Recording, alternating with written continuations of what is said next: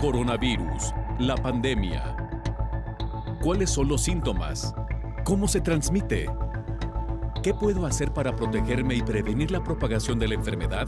Nuevo padecimiento que ha encendido las alarmas de los sistemas de salud. Coronavirus, la pandemia.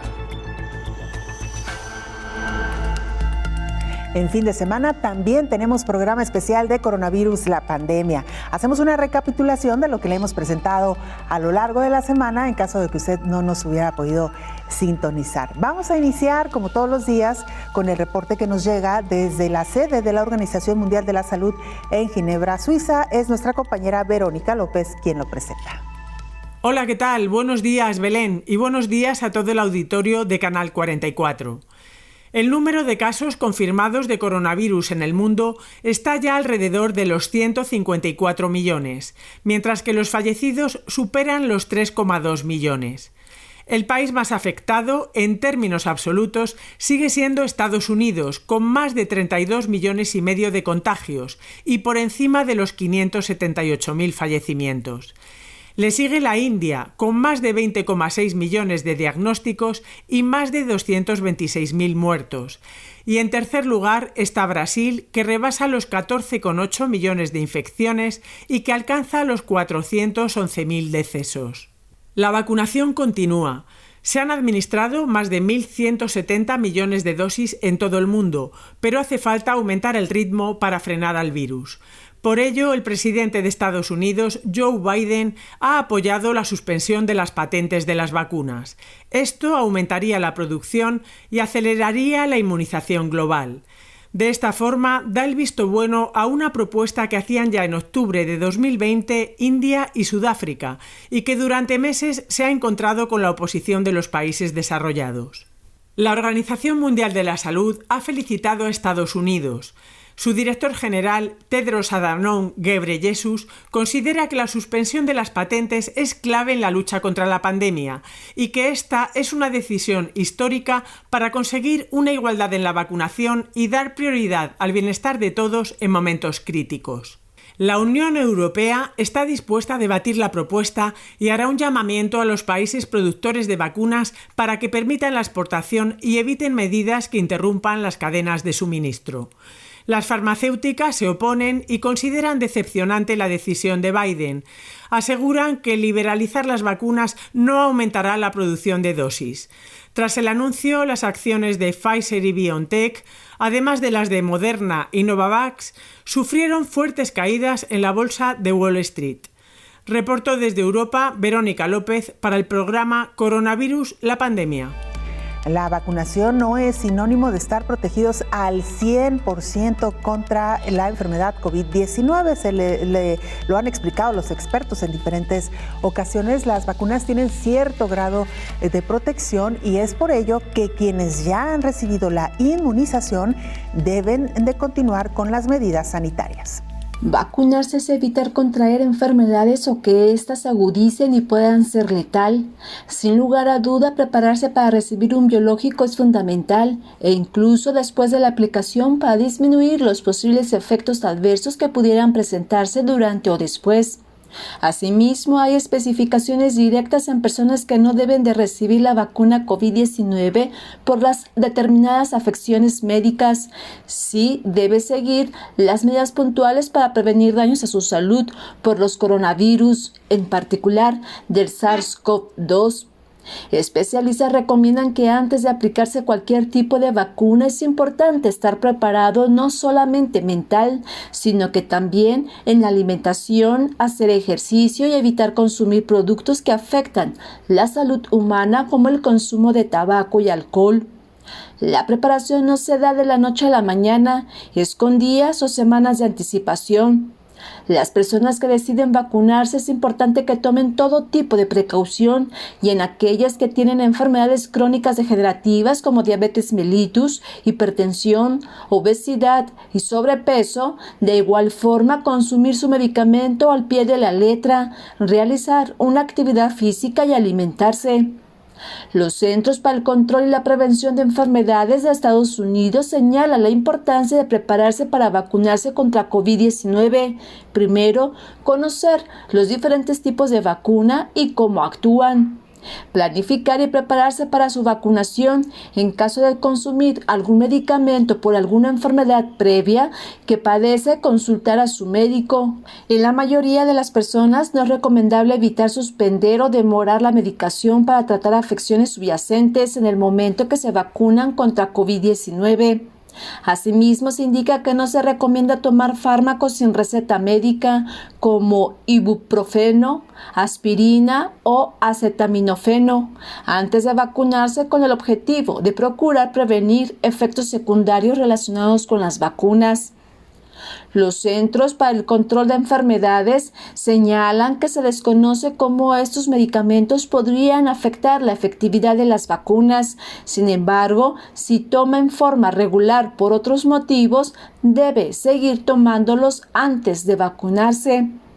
No se recomienda tomar antihistamínicos antes de vacunarse contra COVID-19 para intentar prevenir una reacción alérgica. Entre otras recomendaciones es recibir la segunda inyección de la vacuna dentro del plazo recomendado, realizar el tiempo de 15 a 30 minutos de espera para algún tipo de reacción y seguir usando el cubrebocas y mantener el distanciamiento social después de vacunarse. Asimismo, se especifica que en la primera dosis no se produce una respuesta inmune suficiente para protegerse a sí mismo o a los demás, y con la segunda dosis se proporciona un 95% de protección dentro de un periodo de 1 o 2 semanas después de que recibe el biológico COVID-19. Informó Isaura López Villalobos.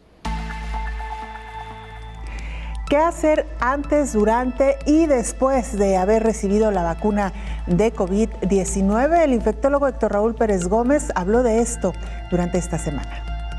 En el caso específico de COVID-19, algunos ensayos clínicos han delineado algunos hallazgos desde el punto de vista de la respuesta inmune. Cuando existe algún factor adicional antes, durante o después de la vacuna. Sin embargo, todavía falta mucha información. Mira, voy a citar el primer ejemplo de algo que nos preguntan todos los días, y es lo relativo a la ingesta de alcohol. Está demostrado que los pacientes que toman alcohol de forma crónica, pero que además toman más de 3 copas semanalmente, pero de forma crónica, tienen una importante reducción en la respuesta inmune a las vacunas, y esto incluye la vacuna contra COVID-19. Si una persona tiene, de hecho, la identificada categoría por la cantidad de alcohol que tiene o que consume, semanalmente como alcoholismo, eso sí modifica importantemente la respuesta inmune a no solo la vacuna contra COVID-19, sino contra cualquier vacuna. Sobre todo si se ha generado algún daño hepático crónico. Los pacientes con enfermedad hepática crónica, como cirrosis, por ejemplo, tienen una reducida actividad inmune, tanto humoral como celular. Entonces, esto es para las personas que consumen crónicamente alcohol y a cantidades importantes. Por la cantidad de alcohol que se consume semanalmente, que habitualmente se considera a partir de 500 mililitros y hacia arriba, ya puede haber esa consideración. ¿500 mililitros semanales? Semanales. Esto es más de 2 por decir algo, 2 vasos de cerveza pudiera ser o de vino. Diarios. Diarios. Por ejemplo, diarios. ¿no? Así Okay. es. Por otro lado, Belén, las personas que se han vacunado determinado día y más tarde, después de la inyección, consumen 1 o 2 copas, por ejemplo, de vino de mesa, no tienen modificación en la respuesta inmune, pero si el consumo es significativo ese día de la vacunación, está perfectamente definido que existe una reducida inmunidad, una respuesta inmune reducida a la vacuna, y de ahí la sugerencia general de que no se consuma alcohol dentro de los siguientes 3 días a partir de la vacuna. A veces es más práctico dar una indicación, digamos, contundente en ese sentido, que categorizar, oiga, usted sí podría consumirse una copa de vino de mesa, de vino tinto, por ejemplo, o 2 incluso, y no va a ocurrir absolutamente nada. Pero como eso podría tener más interpretaciones y las personas podrían entonces consumir una cantidad mayor, por eso existe frecuentemente esa recomendación: no consuma alcohol en los siguientes 3 días. Hacemos una pausa, regresamos.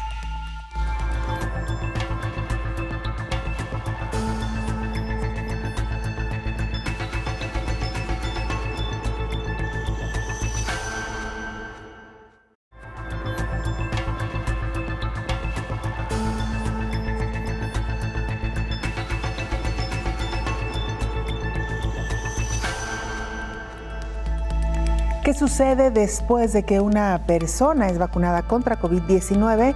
Los especialistas lo explican.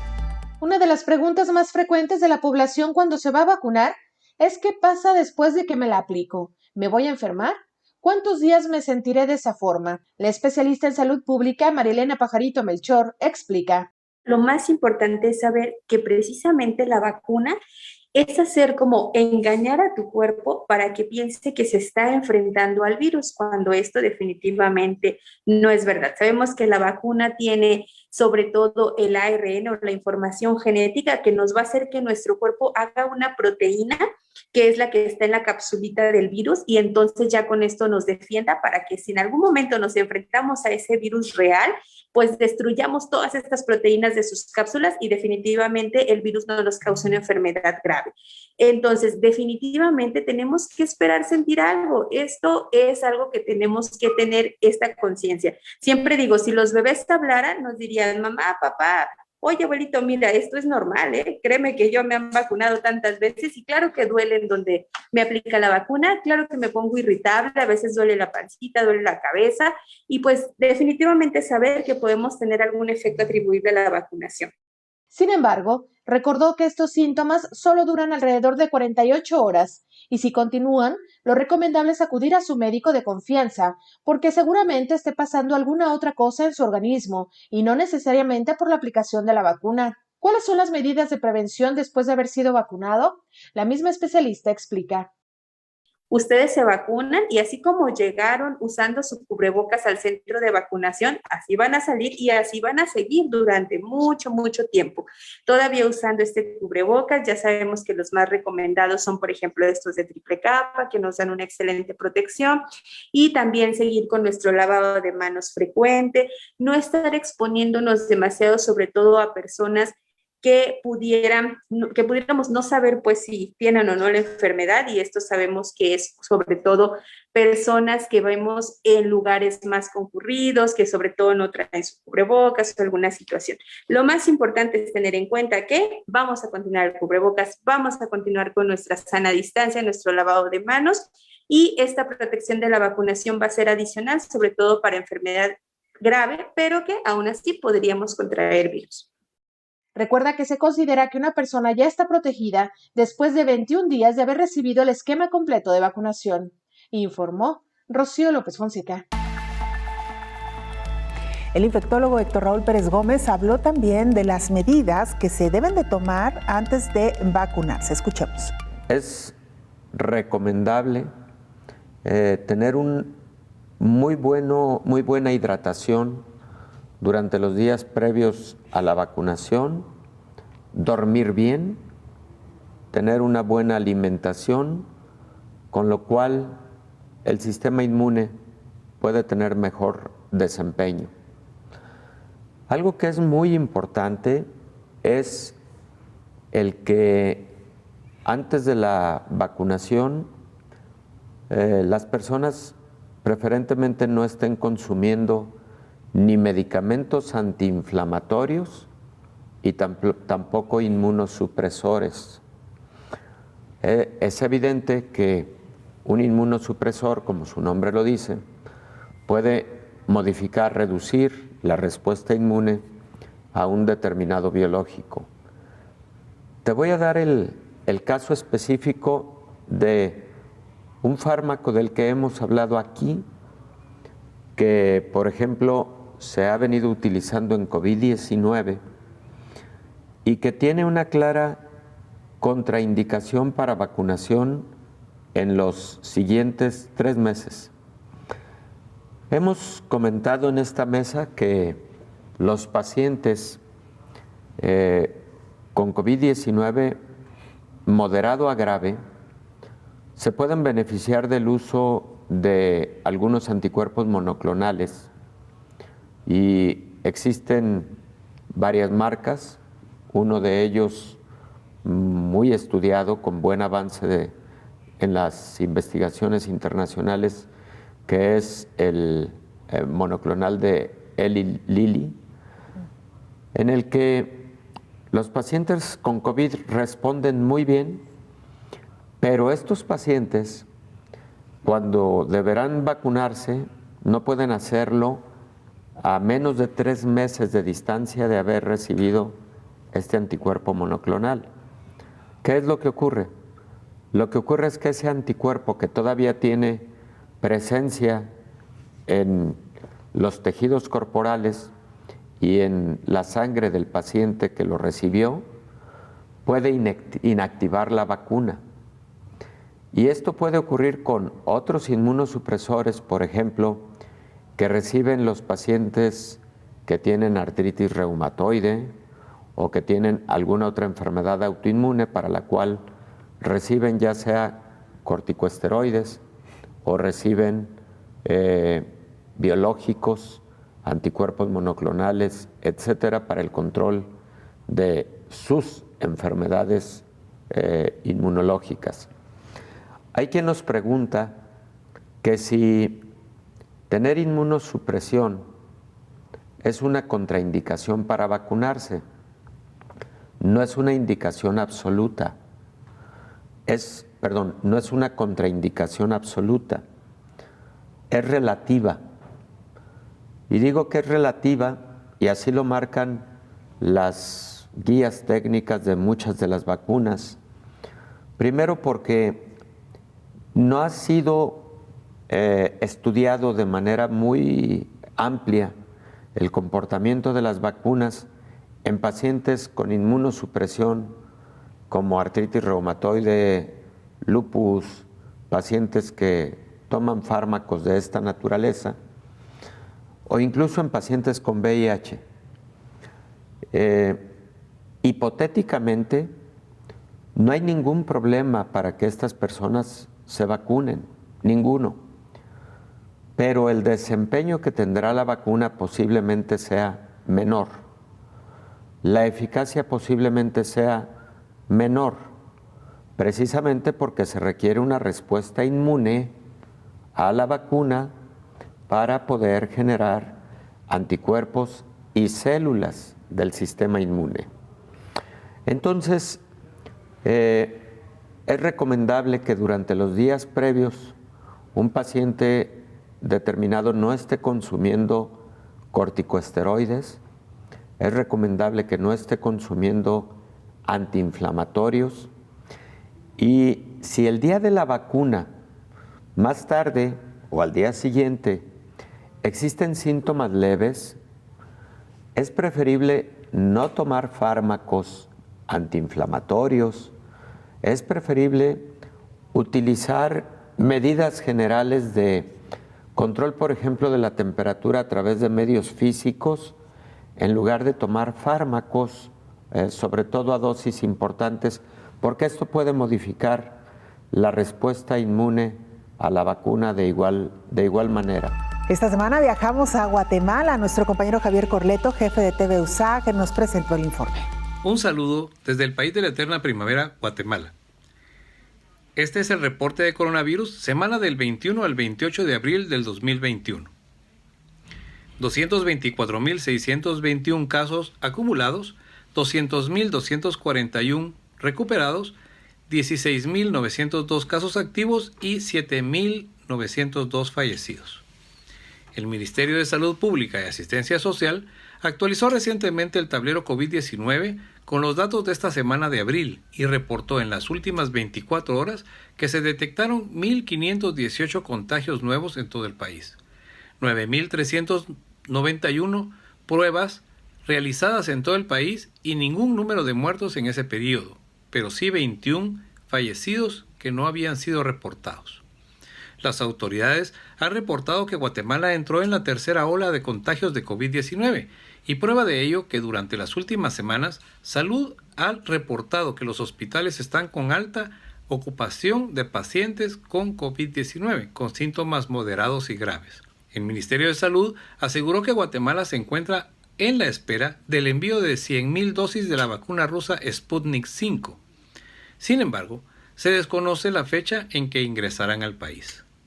El viceministro de Salud, Francisco Coma, informó que las vacunas llegarían durante la madrugada del martes 27 de abril, pero esto no ocurrió y Salud reconoció que desconocen la fecha del arribo.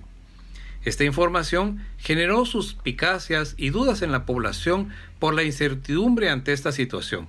Usuarios de redes sociales compartieron imágenes y enlaces del portal web llamado estatista.com. Esta página se dedica a recopilar datos a nivel mundial, tiene un apartado especial respecto a los casos de COVID-19 y sobre las vacunas, específicamente de aquellos países que están en la lista de espera para recibir las mismas. Sin embargo, los usuarios denuncian que Guatemala no aparece en el listado, pese a que el presidente Alejandro Yamatei anunció que el país pagó para obtener dichas vacunas.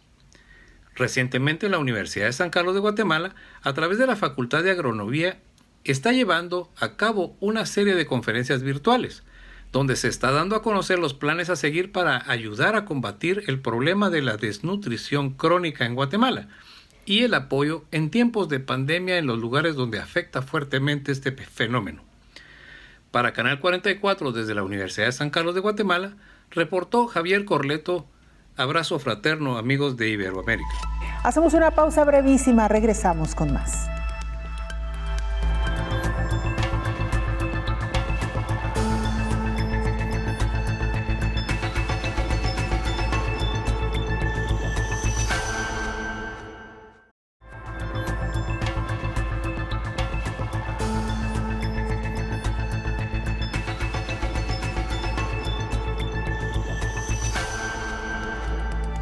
Desde la llegada del primer caso de COVID-19 a Brasil, este país no ha podido domar la pandemia. Los números continúan en ascenso en medio de una situación muy preocupante del país sudamericano. Mientras tanto, India está viviendo hoy por hoy uno de los momentos más complicados de esta pandemia en el mundo. ¿Qué ha pasado? ¿Por qué estos países no han podido controlar la pandemia? La Organización Mundial de la Salud advierte que esto que está ocurriendo en estos dos países pudiera ocurrir en cualquier parte del mundo.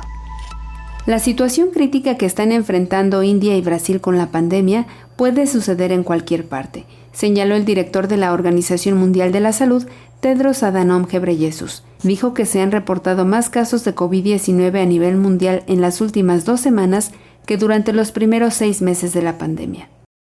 India y Brasil representan más de la mitad de los casos de la semana pasada. Pero hay muchos otros países en otro del mundo que enfrentan una situación muy frágil. En la India, la OMS está proporcionando equipos y suministros críticos, incluidos concentradores de oxígeno, suministros de laboratorio y hospitales de campaña móviles. También asesora a las personas sobre cómo brindar atención en el hogar a las familias que no pueden encontrar una cama de hospital. Para los pacientes con enfermedad grave o crítica, la OMS recomienda el tratamiento con dexametasona. Lo que está sucediendo en India y Brasil podría suceder en otros lugares, a menos que todos tomemos estas precauciones de salud pública que la OMS ha estado pidiendo desde el comienzo de la pandemia. Vaccines are part of the answer, but they are not the only answer. Dijo que las vacunas son parte de la respuesta, pero no son la única respuesta, informó Elizabeth Ortiz. Las variantes del virus del SARS-CoV-2 se han convertido en un verdadero dolor de cabeza para los científicos que analizan si estas pudieran ser todavía más peligrosas que el virus original. Sobre esto habló el infectólogo Héctor Raúl Pérez Gómez. Puede ocurrir en cualquier parte del mundo, puede ocurrir incluso en países que han tenido un buen avance en sus esquemas de vacunación. El caso de Chile es muy significativo. Chile ha sido el país con mayor porcentaje de población vacunada y sin embargo hace 22 días o un mes entró a confinamiento por identificar un incremento en el número de casos de COVID. Y efectivamente el caso de Brasil es dramático, pero el caso de la India es más aún. India está contribuyendo casi a la mitad del número de casos diarios reportados a nivel mundial en las últimas 2 semanas.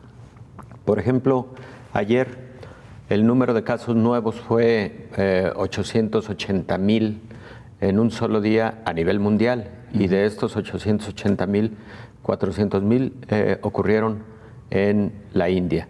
Entonces, creo que el llamado que hace el director Adam Hom de la Organización Mundial de la Salud respecto de no confiarse, de estar muy alertas, aun cuando en algunos países la tendencia va a la baja, es fundamental porque un rebrote puede ocurrir en cualquier momento. Claro. Y enseguida comento por qué motivos pueden ocurrir rebrotes, incluso en momentos en donde la vacunación ya ha iniciado. En la India en particular, la situación de masificación de eventos religiosos parecen haber contribuido al fenómeno que están viviendo.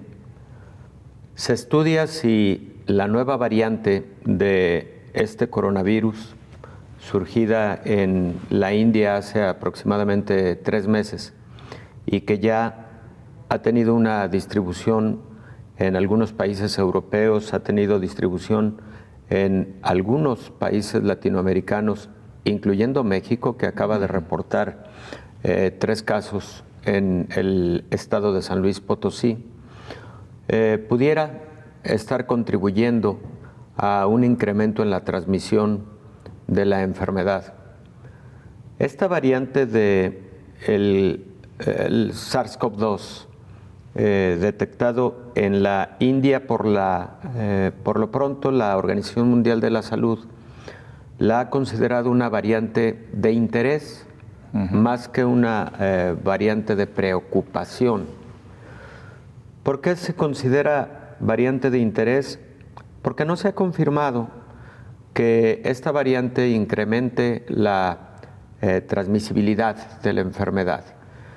Sin embargo, hay que recordar que las variantes sudafricana, brasileña y la variante británica, cuando se empezaron a estudiar no se tenía certeza de que fueran más transmisibles y finalmente se concluyó que incrementaban en un 50% el riesgo de transmisión de la enfermedad.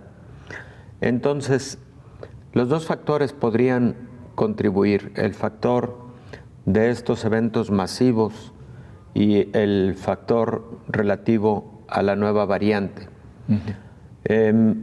India llevaba un porcentaje todavía bajo de vacunación, hay que decirlo, y de igual manera, a lo largo de los primeros meses de pandemia, la India había tenido un comportamiento de amortiguamiento de la curva pandémica, no había tenido la explosión epidémica que venían teniendo países como el caso de Europa, España, Francia, Italia, y para el caso de América, tanto Brasil como los Estados Unidos, o Estados Unidos y Brasil, en ese orden.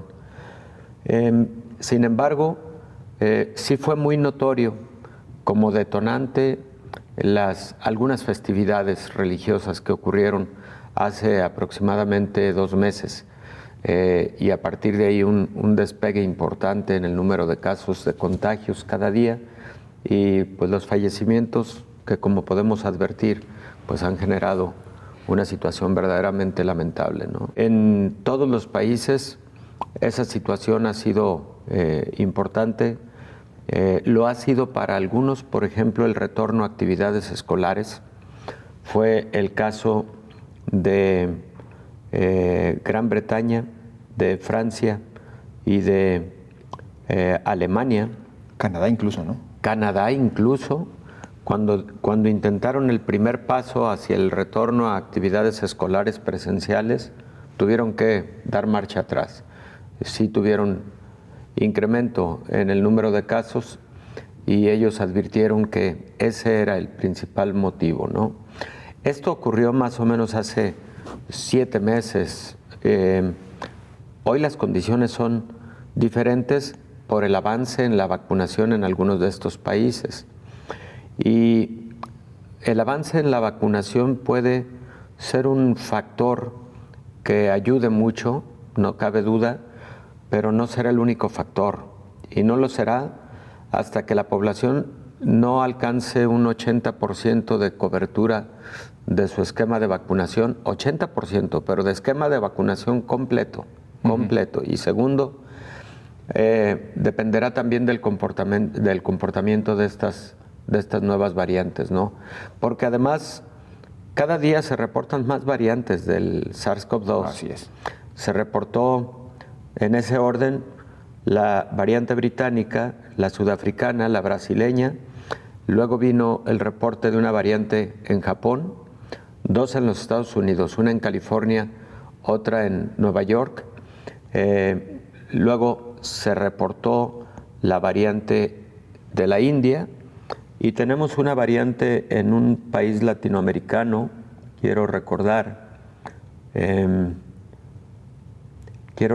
si es Costa Rica, perdón, no lo tengo perfectamente claro, pero hay otra variante reportada en otro de los países latinoamericanos, que todas ellas hay que estudiarlas con detalle. Exacto. Porque todas ellas pueden contribuir de manera diferente. No sabemos si transmitiendo más la enfermedad, no sabemos si con mayor gravedad de la enfermedad, no sabemos si modificando la protección que brindan las vacunas contra este nuevo coronavirus, y sí hay algunos estudios que demuestran esos, digamos, obstáculos, esos tropiezos que puede sufrir la humanidad aún con la vacunación por la presencia de estas nuevas variantes. Vamos precisamente a Brasil con nuestro compañero Agustín de Gracia, corresponsal de la agencia EFE, para que nos actualice información. Hola, ¿qué tal? Buenos días, Belén. Buenos días a todo el auditorio de Canal 44.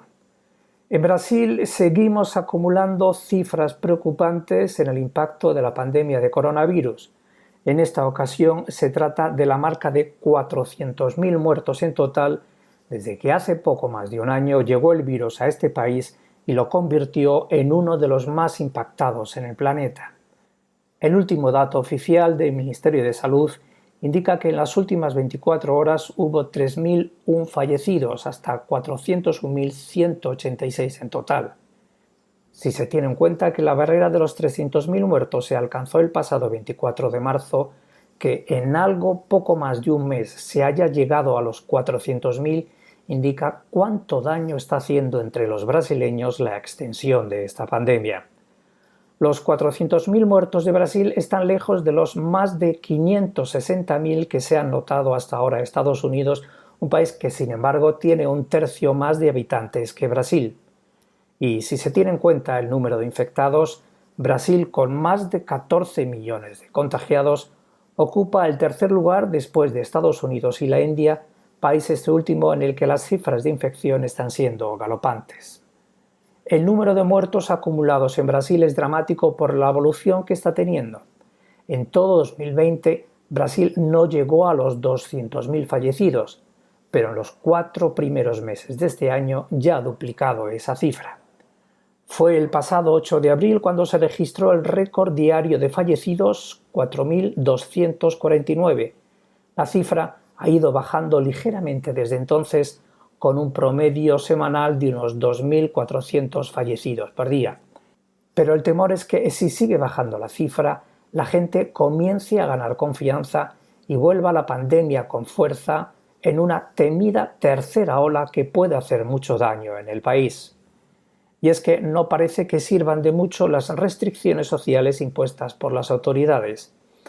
En esta ciudad de São Paulo, la ciudad más castigada por la COVID, los bares y restaurantes reabrieron sus puertas el pasado fin de semana después de varias semanas en las que funcionaban solo con entregas a domicilio.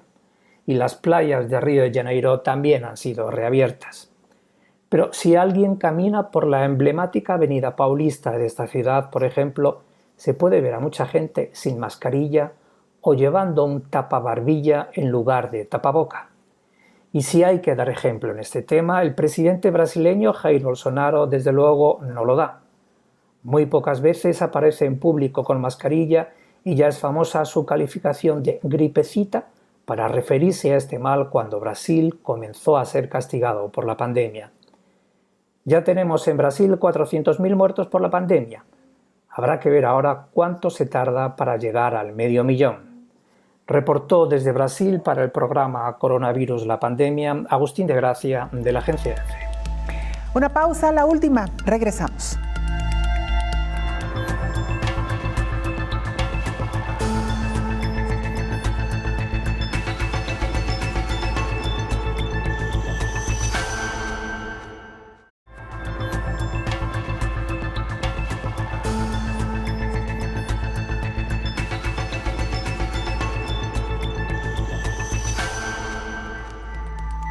Una de las noticias importantes esta semana en México fue la detección del primer caso de COVID-19 originada por la variante de India. Los expertos han dicho que esto se puede detectar a tiempo gracias a la vigilancia que hoy por hoy se ejerce en México.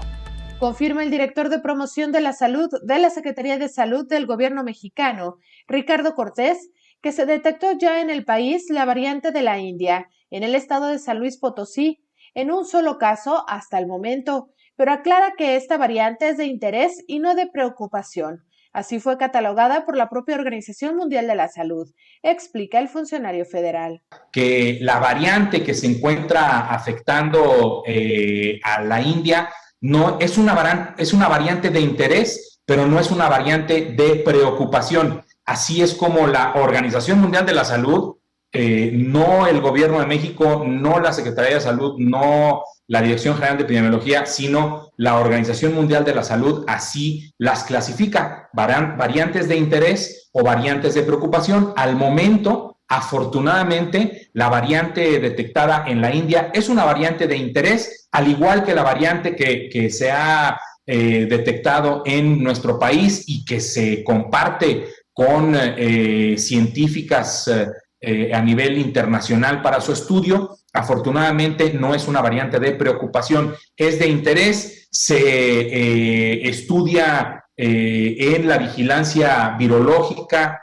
para la secuenciación, se revisa la sintomatología y no tiene ningún aislamiento específico ni especial, dado que no representa un riesgo mayor al que ya representa en sí la epidemia completa a nivel tanto nacional como internacional. Reconoció que esta variante es la misma que tiene en crisis a la India. Sin embargo, aclaró que las condiciones de ese país son completamente distintas.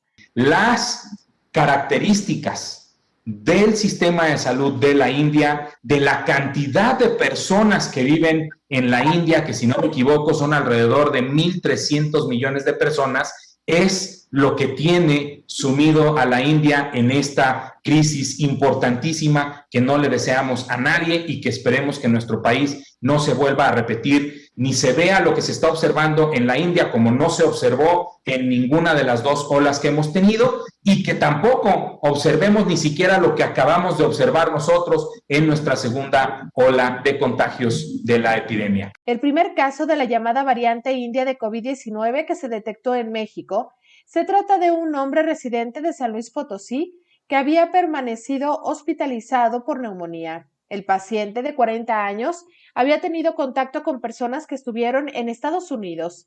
Este es considerado el primer contagio en el país de la variante B1617, que ha puesto en alerta máxima a todos los gobiernos ante la emergencia sanitaria que ha provocado en la India, informó Rocío López Fonseca.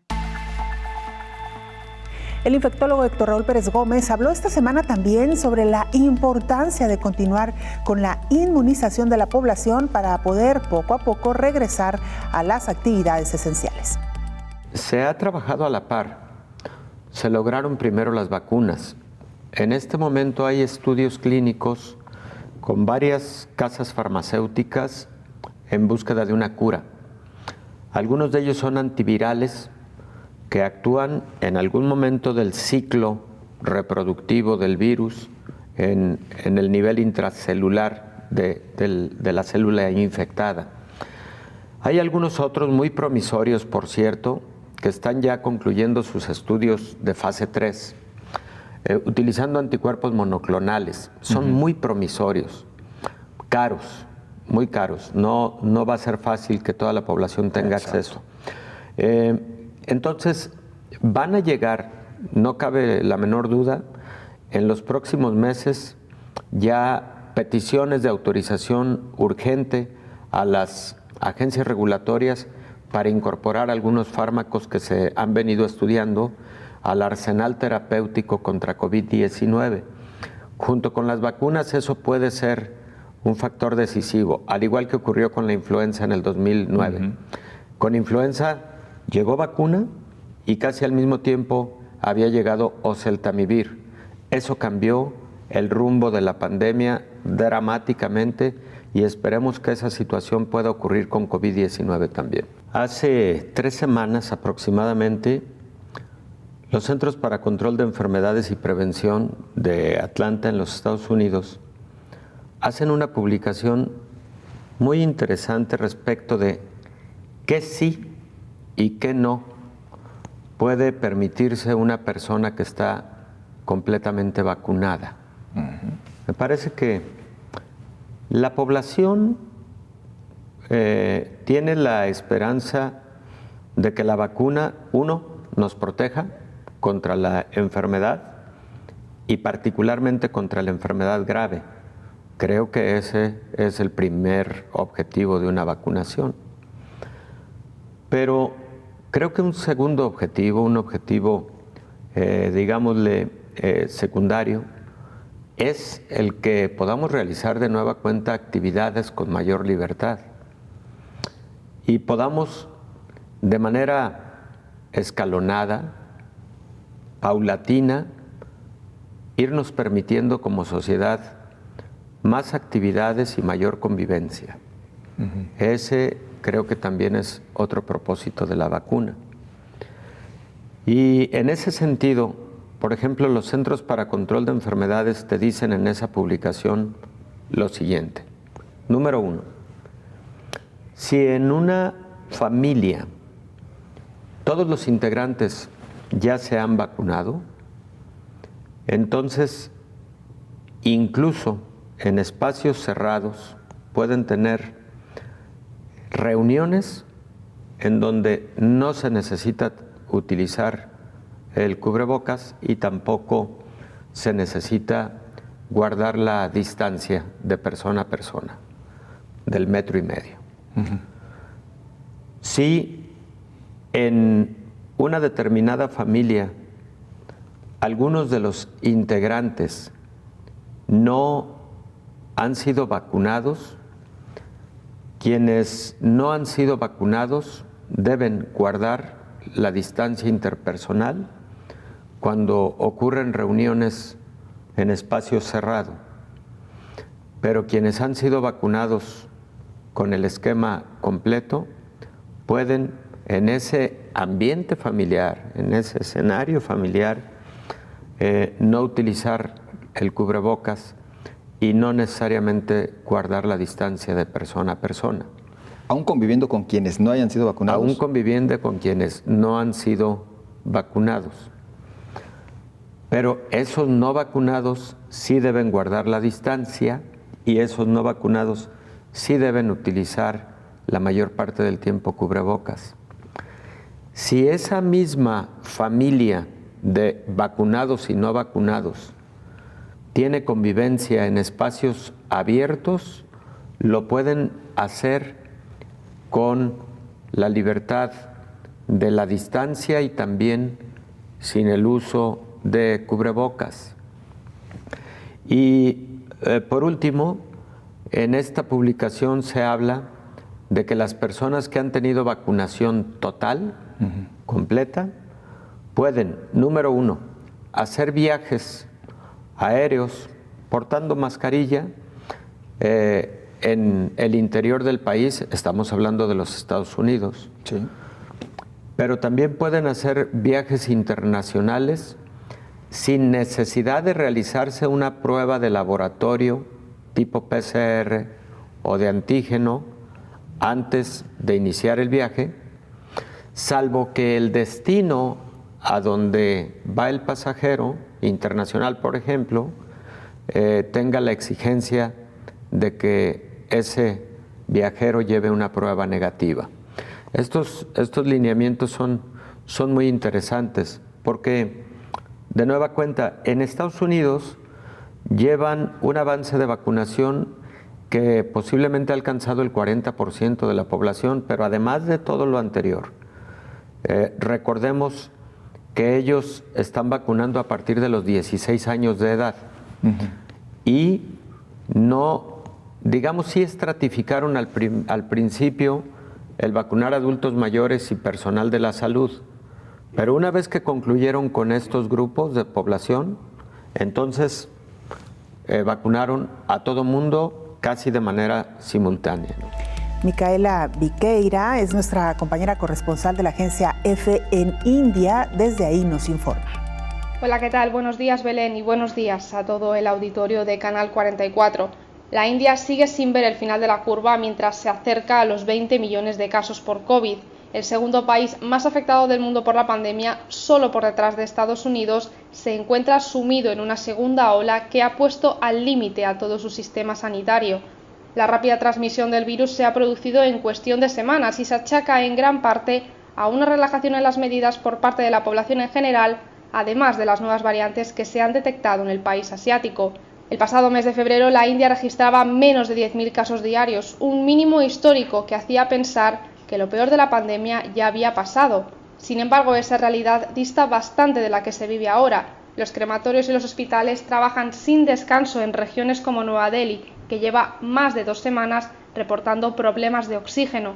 Con el objetivo de aliviar estas cifras, la India inauguró este sábado una nueva fase en su programa de vacunación que pretende agilizar el ritmo de inoculaciones en plena segunda ola. Este nuevo proceso abre la vacunación a todos los adultos indios para que se puedan administrar 3 vacunas: Covishield de AstraZeneca, que fabrica con el Instituto Serum de la India, Covaxin del laboratorio indio Bharat Biotech y la rusa Sputnik V, de la que llegaron 150.000 sueros. Sin embargo, varios estados anunciaron su incapacidad para poner en marcha este plan porque no disponen de dosis suficientes. Ante esta alarmante situación que vive el país, más de 40 países se han comprometido a enviar ayuda internacional con remesas de suministros médicos y de oxígeno que esperan contribuir a ver el final de esta curva.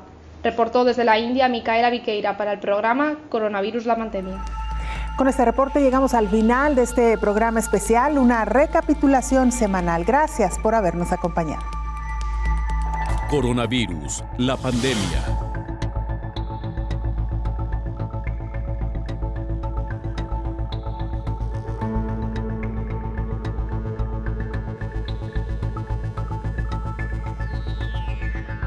Coronavirus, la pandemia.